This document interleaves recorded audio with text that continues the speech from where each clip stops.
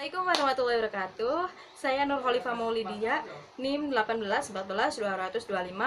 Saya dari kelas Perbankan Syariah A semester 4.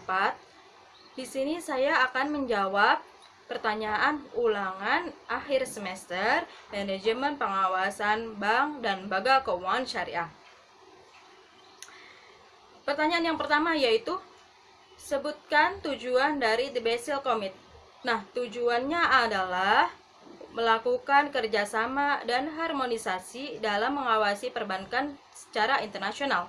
Tujuannya dilakukan pengawasan perbankan di tiap negara adalah hampir sama, yaitu untuk melindungi nasabah, untuk memelihara stabilitas dan daya saing dari sistem perbankan, dan mendorong efisiensi dan daya saing dari sistem perbankan. Nah, pertanyaan yang kedua yaitu jelaskan kondisi permasalahan perbankan di Indonesia sejak tahun 1992. Sebutkan dan jelaskan 3 faktor yang menunjukkan keterkaitan dan harus diperhatikan dalam permasalahan perbankan.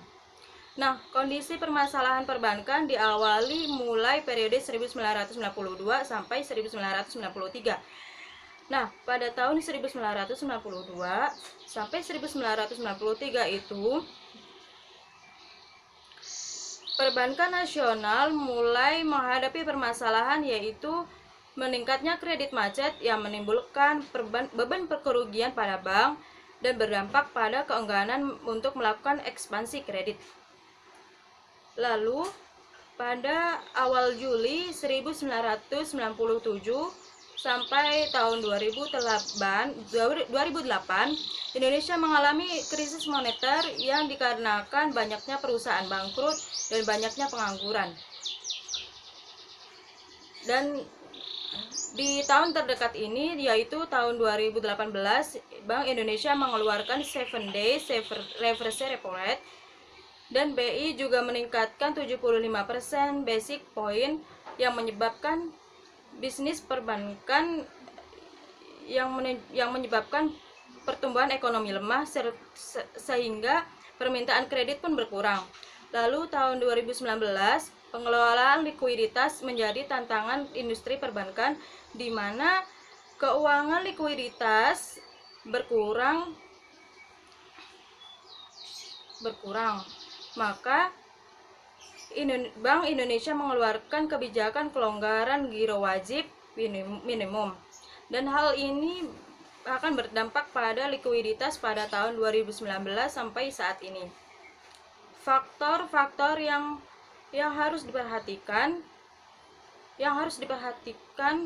yaitu yang pertama, penyebab terjadinya keengganan bank dalam melakukan ekspansi kredit adalah karena ketatnya aturan yang membebani perbankan sehingga dikeluarkannya Undang-Undang Dasar 1992